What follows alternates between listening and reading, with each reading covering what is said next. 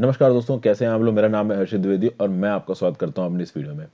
इस वीडियो का पहला पार्ट मैं ऑलरेडी अपडेट कर चुका हूं, जहां पे मैंने आपको एक बेसिक आइडिया दिया ग्रीन हाउस गैस इफेक्ट के बारे में, ग्लोबल वार्मिंग के बारे में, कॉन्फ्रेंस ऑफ पार्टीज क्या है, United Nations framework convention on climate change क्या है, पेरिस एग्रीमेंट 2015 क्या था। अब यहाँ पे बहुत ही कम पॉइंट्स में मैं आपको ये बताने की कोशिश करूंगा कि how is India contributing to combat environment change. बहुत ही कम पॉइंट में क्यों बोल रहा हूं दोस्तों, देखिए ऑलमोस्ट हमारी भारत सरकार जो डिसीजन लेती है आज की डेट में, उसमें एक ना एक क्लाइमेट एंगल होता है कि कैसे हम लोग एनवायरमेंटल डैमेज को कम कर सकें। हालांकि सरकार ऐसे भी बहुत से डिसीजन लेती है जहां पे ये बोला जा रहा है कि नहीं भाई, इन्वायरमेंट को बिल्कुल ध्यान नहीं रखा जा रहा, जैसे ड्राफ्ट इन्वायरमेंट इंपैक्ट असेसमेंट। अभी ड्राफ्ट ईआईए रूल्स को बदला गया है, जिसके चलते माइनिंग के अगेंस्ट जो इन्वायरमेंटल सेफगार्ड्स थे उनको बहुत हद तक न्यूट्रलाइज किया जा रहा है। अभी वो एक अलग टॉपिक है। अगर आपसे कहीं पे ऐसे में किसी क्वेश्चन में ये पूछा जाता है कि इंडिया इन्वायरमेंटल डैमेज को कम करने के लिए क्या कर रहा है, तो उसके बारे में कुछ 5 6 7 8 पॉइंट्स आपको यहां मालूम पड़ जाएंगे। एक लाइन में उनको किसी भी तरीके से कंटेक्चुअली यूज कर देना, कुछ एक्स्ट्रा नंबर मिल जाएंगे। तो भैया देखा जाए, पेरिस एग्रीमेंट 2015 जब आया था, वहां पे India one of those countries थी जिन्होंने अपनी तरफ से एक इंटेंडेड नेशनली डिटरमिन्ड कंट्रीब्यूशन दिया था, और इंडिया ने बोला था ये आईएनडीसी कमिटमेंट्स हम पूरा करेंगे। मोदी जी ने एक चीज और बोली थी, the scale of global action required to combat climate change is still lacking. We need a comprehensive approach to include values, lifestyles and developmental priorities that combat climate change. यहाँ पे जो मोदी जी का स्टेटमेंट है बहुत जबरदस्त है। हमें कॉम्प्रिहेंसिव अप्रोच चाहिए, उसके लिए हमको अपनी लाइफस्टाइल को बदलना पड़ेगा और अपनी डेवलपमेंटल प्रायोरिटीज को बदलना पड़ेगा। आज की डेट में जो हमारी एक्स्ट्रावेगेंट लाइफस्टाइल हो गई है ना, कि एसी चले ही जा रहा है, पानी बर्बाद करे ही जा रहे हैं नहाने में, कार धोने में, उस तरीके की चीजों को हमें रोकना है। क्योंकि इंडिया एक एनर्जी थर्स्टी कंट्री है, आगे आने वाले समय में जो इंडिया की एनर्जी रिक्वायरमेंट्स है वो बढ़ने वाली है। तो इंडिया की बढ़ती हुई एनर्जी रिक्वायरमेंट्स को भी पूरा करना है, साथ साथ ग्रीन हाउस गैस के एमिशंस को भी रोकना। अभी ये डबल पर्पस कैसे पूरा होगा, ये एक बहुत बड़ा सवाल है। इस बहुत बड़े सवाल को मैं आपको 5 से 6 अलग अलग हेड्स में समझाऊंगा। देखिए, यूपीएससी में जो आंसर राइटिंग की जो कला होती है ना, वो बड़ी आपको अलग तरीके से लिखनी है। देखिए, जो पॉइंट्स आप लिखोगे वही पॉइंट्स बाकी लोग लिखेंगे। बेटर रहेगा कि आप उन पॉइंट्स को हेडिंग्स के अंदर लिखो। जैसे कि फॉर एग्जांपल, रेन्यूएबल एनर्जी में इंडिया क्या कर रहा है, फिर सस्टेनेबल मोबिलिटी में इंडिया क्या कर रहा है, वाटर प्रिजर्वेशन में इंडिया क्या कर रहा है, coalition towards a resilient future में इंडिया क्या कर रहा है, लो कार्बन पाथवेज में इंडिया क्या कर रहा है, फाइनेंसिंग द ट्रांजिशन में इंडिया क्या कर रहा है। तो अलग अलग अगर इन 6 हेडिंग्स के अंदर आप अपने कंटेंट को लिखते हो, आपको नंबर ज्यादा मिलेंगे। तब रेन्यूएबल एनर्जी में इंडिया ने बोला है कि 2022 तक हम लोग 175 गीगावाट की प्रोडक्शन करेंगे। ये डाटा तो सबको पता होगा जो यूपीएससी मेंस दे रहा है। आप कैसे अलग हो जब आप इस इंफॉर्मेशन को किसी प्रॉपर हेडिंग के अंदर कोट करो।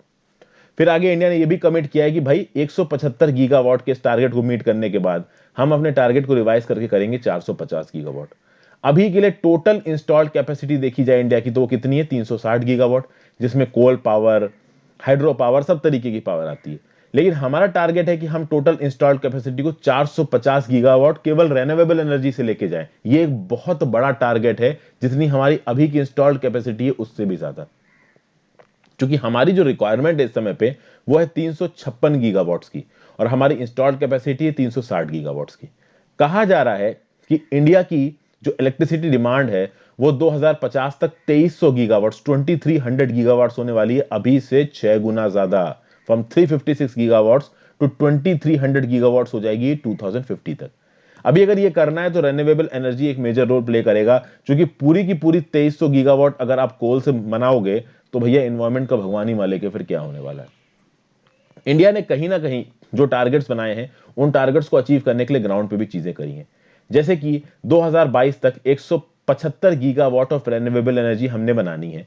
ऑलमोस्ट 2020 में आधे से ज्यादा हम लोग 100 गीगावाट टच कर रहे हैं। ठीक है, वैसे तो देखा जाए नहीं ज्यादा है, जो प्रोजेक्ट सैंक्शन कर दिए गए उसके हिसाब से तो 120 130 गीगावाट टच कर रहे हैं। शायद 175 गीगावाट 2022 तक ना हो पाए, बट डेफिनेटली काम तेजी से हो रहा है। और कहीं ना कहीं सेंट्रल गवर्नमेंट के साथ जो स्टेट गवर्नमेंट्स हैं वो भी इंटरेस्ट दिखा रही हैं अपने यहाँ पे solar energy, wind energy, tidal energy, geothermal energy, इन सबसे पावर बनाने में। अगली बात करते हैं सस्टेनेबल मोबिलिटी की, ई मोबिलिटी सॉल्यूशंस। जो कुछ भी हमारा मोबिलिटी आर्किटेक्चर है, इंफ्रास्ट्रक्चर है, उससे हम एमिशंस को कम कर पाए। अभी डीजल और पेट्रोल के व्हीकल्स एक लिमिट से ज्यादा चलेंगे सड़कों पे तो पॉल्यूशन होगा, लेकिन सरकार क्या कर रही है, बायोफ्यूल बनाने की बात कर रही है। बायोफ्यूल क्या है दोस्तों, कि अगर आप बायोफ्यूल को डीजल में मिक्स कर देते हो तो ऑब्वियस सी बात है जो पॉल्यूटिंग इफेक्ट होता है डीजल का, पेट्रोल का, वो कम हो जाता है।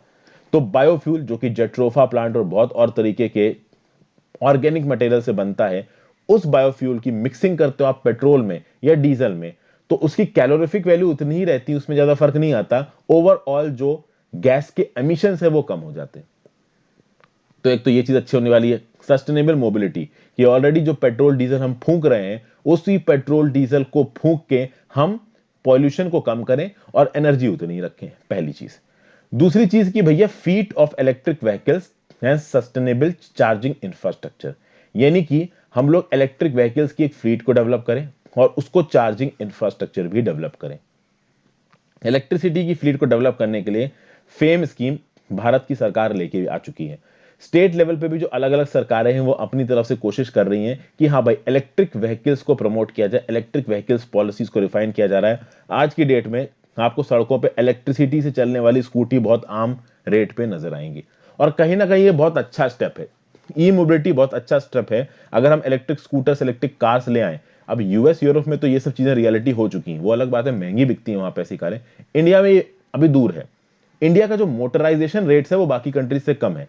भले ही हमको सड़कों पे बहुत कारें दिखती हैं, बट कहीं ना कहीं जो पेनिट्रेशन रेट है मोटर्स का इंडिया का, वो अभी भी यूएसए यूरोप से बहुत कम है। लोवेस्ट मोटराइजेशन रेट्स है।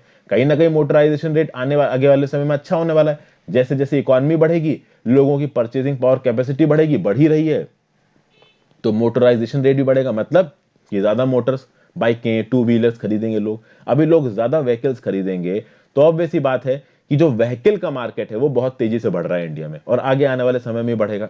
तो ये बेस्ट टाइम है कि हम ई मोबिलिटी को इंट्रोड्यूस करें।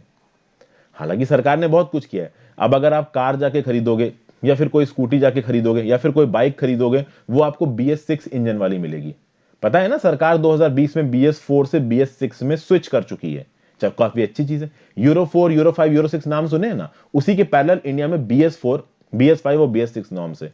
और हमारे सरकार ने एक बहुत अच्छा स्टेप चला है कि सीधे BS4 से हम लोग BS6 में शिफ्ट कर गए। तो अब जो भी आप गाड़ी वगैरह खरीदोगे वो BS6 की मिलेगी। जरूरत यह है कि इलेक्ट्रिसिटी के व्हीकल्स को बेचा जाए, उन व्हीकल्स को लोगों के लिए अफोर्डेबल बनवाया जाए, और उनके इलेक्ट्रिसिटी के चार्जिंग स्टेशन भी जगह जगह पे अवेलेबल कराए जाए। अभी आप स्कूटी, कार अगर इलेक्ट्रिसिटी वाली खरीदोगे तो जगह जगह पे उसके मेंटेनेंस के लिए और इलेक्ट्रिसिटी के साथ रिचार्ज करने के लिए भी इंफ्रास्ट्रक्चर होना चाहिए। क्योंकि इलेक्ट्रिक चार्जिंग का इंफ्रास्ट्रक्चर घर पे बनाया जा सके, इससे तो इंडिया भी बहुत ही दूर है।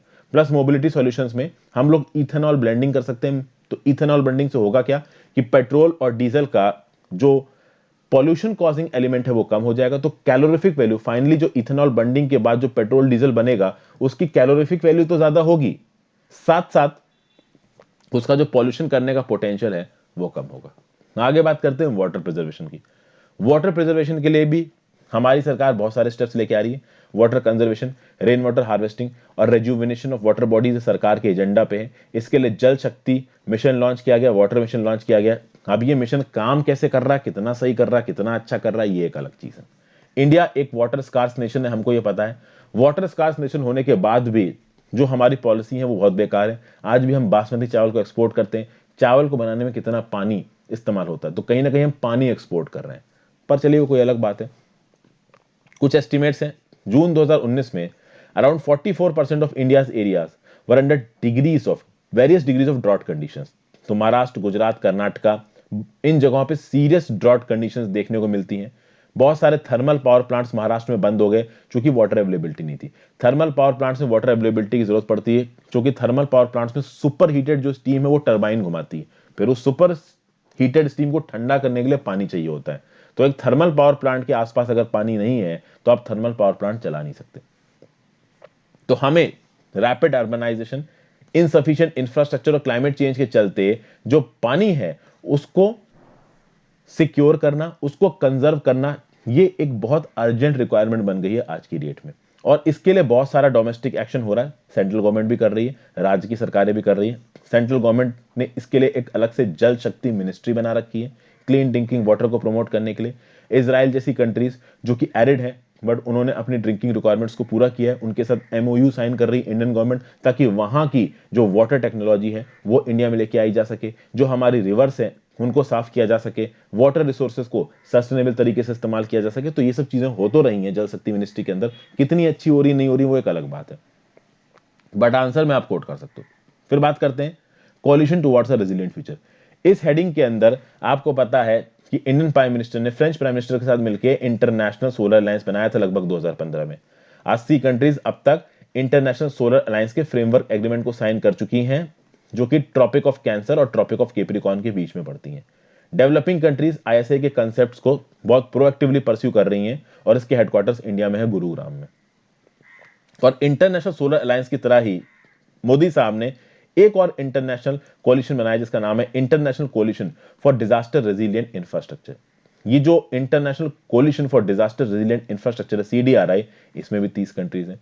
तो ओवरऑल अब क्लाइमेट चेंज के अगेंस्ट लड़ाई करता हुआ नजर आ रहा है इंडिया, और इसमें दो एग्जांपल्स आप कोट कर सकते हो, इंटरनेशनल सोलर अलायंस और सीडीआरआई। तो इससे हम ऐसे इंफ्रास्ट्रक्चर बनाएंगे, इस कोलिशन के थ्रू, सीडीआरआई के थ्रू ऐसे इंफ्रास्ट्रक्चर को सेटअप किया जाएगा जो इन्वायरमेंटल डिजास्टर्स को रोकेगा, क्लाइमेट चेंज को रोकेगा। इंडिया ने 4.8 बिलियन रुपीज यानी $70 मिलियन दिए सीडीआरआई को फंक्शनल कराने के लिए। फिर बात करते हैं लो कार्बन पाथवे, ये क्या बोलता है। अभी लो कार्बन पाथवेज को लाने के लिए इंडिया को टेक्नोलॉजी की जरूरत है। तो इंडिया ने बहुत से पार्टनर्स बना रखे हैं इंटरनेशनली, जैसे इंडिया और स्वीडन और कुछ और पार्टनर्स ने मिलकर इंडस्ट्री ट्रांजिशन ग्रुप बनाया है। ये इंडस्ट्री ट्रांजिशन ग्रुप क्या करेगा, लो कार्बन पाथवेज को डेवलप करेगा ताकि 2050 तक ये कंट्री जीरो एमिशन कर पाए। लेकिन प्रॉब्लम दोस्तों ये है कि स्टील और सीमेंट जैसी इंडस्ट्री में इन्वायरमेंटल नुकसान तो हो ही रहा है। जो स्टील और सीमेंट इंडस्ट्रीज में, जो हाईली पॉल्यूटिंग इंडस्ट्रीज है, वहां से इन्वायरमेंट को कम से कम नुकसान और रीएफॉरेस्टेशन या एफॉरेस्टेशन के थ्रू पेड़ लगा के जो इन्वायरमेंटल डैमेज हुआ है उसको रिवर्स करना, ये करने की कोशिश कर रहे हैं इंडिया, स्वीडन और बहुत सारे और पार्टनर्स मिलकर। इंडिया इस इंडस्ट्री ट्रांजिशन ग्रुप में बहुत प्रोएक्टिवली इन्वॉल्व है। तो लो कार्बन पाथवे के अंदर आप इसको कोट कर सकते हो। पर इंडिया ने बहुत सारे और प्लान्स बना रखे हैं, जैसे कि आपने प्रधानमंत्री उज्ज्वला योजना के बारे में सुना होगा, जहां पे एलपीजी सिलेंडर्स बांटे जाएंगे गांव में। तो जो इंडिया का जो कुकिंग एनर्जी प्रोग्राम है, जिसके थ्रू क्लीन कुकिंग गैस यानी एलपीजी प्रोवाइड की जाएगी 150 मिलियन हाउस होल्ड्स को। क्योंकि आपको पता है कि जो गांव के इलाके होते हैं वहां पे लेडीज कमरों के अंदर बैठ के वो जो कंडे होते हैं ना, जो गोबर होता है गाय का, उसको सुखा के जो कंडे बनाए जाते हैं, उन कंडों को जला के कुकिंग करते हैं। वो सॉलिड फ्यूल होता है और जब वो जलता है इतनी हार्मफुल गैसेस एमिट करता है, और एक इनक्लोज्ड स्पेसिंग में अगर बच्चे और घर की औरत को वो एयर इनहेल करनी पड़ गई तो उनकी हेल्थ को काफी नुकसान है। इनफैक्ट इनक्लोज्ड ही नहीं, अगर ओपन एरिया में भी वो बैठ के कुक कर रही हैं तो भी उनकी हेल्थ के नुकसान है। इसके चलते 4,80,000 प्री मेच्योर डेथ्स देखने को मिली है annually due to direct exposure of the households, और 2,70,000 due to indirect exposure outdoors. तो बाहर आंगन में बैठ के चाहे खाना बनाएं, चाहे बाहर फील्ड में कोई चीज जला दें उससे आग बनाएं, इन सब से कहीं ना कहीं नुकसान हो रहा है। एयर पॉल्यूशन के चलते लोगों की मौत भी हो रही है। तो इस चीज को रोकने के लिए भी ये जो clean cooking gas LPG provide करना है प्रधानमंत्री उज्ज्वला योजना के अंदर, ये भी एक स्टेप है इंडिया का। फिर इंडिया ने बोला है कि 2022 तक हम सिंगल यूज प्लास्टिक को बैन कर देंगे। आपको पता है ना दोस्तों, प्लास्टिक पेट्रोकेमिकल इंडस्ट्री से बनती है। खैर वो छोड़िए, सिंगल यूज प्लास्टिक्स क्या होती हैं। आप डीमार्ट गए, डीमार्ट में तो चलिए नहीं होती, किसी दुकान पे गए, आपने वहां पे 1 किलो आटा खरीदा, उस 1 किलो आटे को उसने पन्नी में डाल के दिया, आप वापस आए, आपने आटा अपने डब्बे में डाल दिया, पन्नी फेंक दी, वो थी सिंगल यूज प्लास्टिक। उस पन्नी का जो प्रयोग था वो सिर्फ मिनटों का था, बट आगे आने वाले समय में वो पन्नी 100-200 साल तक इस एनवायरनमेंट को पॉल्यूट करती रहेगी। तो इस तरीके की जो सिंगल यूज प्लास्टिक है, इंडिया ने बोला हम 2022 तक पूरा बैन कर देंगे। तो इंडिया इस तरीके से भी ग्लोबल एनवायरमेंटल फ्लाइट को लड़ रहा है। और फिर फाइनेंसिंग द ट्रांजिशन, फाइनल चीज आती है पैसा कहां से आएगा। देखिए, इंडिया को अपने नेशनली डिटरमिन्ड कंट्रीब्यूशन को मीट करने के लिए चाहिए पैसा, बट कहीं ना कहीं इंडियन की गवर्नमेंट ये जानती है हमको पैसा मिलने वाला है नहीं। एक डिस्कशन पेपर रिलीज किया था मिनिस्ट्री ऑफ फाइनेंस ने, जिसने ये बोला कि जो इंटरनेशनल एक्शन है अभी का और आने वाले समय में, वो क्लाइमेट फाइनेंस को लेकर बहुत इनएडिक्वेट होने वाला है। चाहिए तो ये कि भैया बहुत सारा न्यू और एडिशनल क्लाइमेट फाइनेंस आए, टेक्नोलॉजिकल सपोर्ट आए, कैपेसिटी सपोर्ट आए। ना ही टेक्नोलॉजिकल सपोर्ट आ रहा है और ना ही फाइनेंशियल सपोर्ट आ रहा है। तो कहीं ना कहीं इंडिया हर बार ग्लोबल एराज में, ग्लोबल फॉरम्स में बोलता रहता है कि इंटरनेशनल क्लाइमेट फाइनेंस सॉल्यूशंस चाहिए क्लाइमेट एक्शंस के साथ लड़ने के लिए, क्लाइमेट एक्शन लेने के लिए, बट एक्चुअली में ओवरऑल कुछ हो नहीं रहा है, क्योंकि बाकी कंट्रीज की हालत भी बहुत खराब है और कोरोना के बाद की तो बात ही छोड़ दीजिए। और फाइनली, अगर आपको क्लाइमेट से लड़ना है तो ये जो कंक्लूजन यहाँ इस पीपीटी में दे रखा है, आप कहीं पे भी चेप दो, आपको अच्छे नंबर मिल जाएंगे कि क्लाइमेट चेंज शुरू होता है आपके घर से, आपके किचन से, आपके गैरेज से, आपके घर के अंदर चलने वाली बत्ती से। आप लाइट बंद करो, आप सीएफएल इस्तेमाल करो जो कम लाइट को कंज्यूम करती है। कार्बन डाइऑक्साइड क्लाइमेट का वर्स्ट एनिमी है, हो सके तो मेट्रो में ट्रेवल करिए, मुंबई में तो लोकल में ट्रेवल करिए, अपनी बाइक और अपनी कार मत निकालिए। हालांकि ऐसे समय पे सबको लगता है कि भाई हम ही क्यों सफर करें। अब मैं भी ऑफिस जाता हूं, मेरे पास ऑप्शन है कि बस में जाता हूं, मैं पहले बस में जाता था, कोरोना का लॉकडाउन लगा तब से मुझे भी बस में जाने में डर लगता है, तो कार से जाता हूं। हालांकि कार से जाना भी अपने आप में एक ऑर्डियल है, 2-2 घंटे जाम में खड़े रहो, बट मजबूरी है इंसान की। तो बात यहां पे यह है कि हम लोग जैसे तैसे करके अपने जो एमिशंस है, अपना जो वेस्टेज है, जो हम वेस्टेज कर रहे हैं क्लाइमेट, ये कार्बन डाइऑक्साइड के फॉर्म में, गैरेज में अपने, आप कार को धोना है तो आप पाइप से कार धो रहे हो, अरे आप आराम से बाल्टी से, मग्गे से भी कार धो सकते हो, लेकिन नहीं, लोग पाइप से कार धो रहे हैं। तो इस तरीके की चीजों को हमको रोकना है। क्लाइमेट चेंज को रोकने के लिए आपको सिर्फ ग्लोबल वार्मिंग नहीं, आपको पानी के वेस्ट को कम करना है, पेड़ को कटने से बचाना है, सॉइल इरोजन को रोकना है, बहुत सारी चीजें आपको करनी, इलेक्ट्रिसिटी को प्रॉपर तरीके से इस्तेमाल करना है। ये सब चीजें हम तब करेंगे, तब जाके हम इन्वायरमेंटल इश्यू से लड़ पाएंगे। और इन्वायरमेंटल इश्यू से इंडिया को अकेले नहीं लड़ना है, इंडिया अपनी तरफ से जो कर रहा है वो करे, पूरी दुनिया करेगी तभी कुछ होगा। नहीं तो इंटरस्टेलर मूवी देखी ना, कुछ उस जैसी हालत हो जाएगी। इंटरस्टेलर मूवी नहीं देखी तो देखो जाके, मजेदार मूवी है। So thank you for watching friends, I hope आपको सीखने को मिला होगा। Goodbye, have a nice day.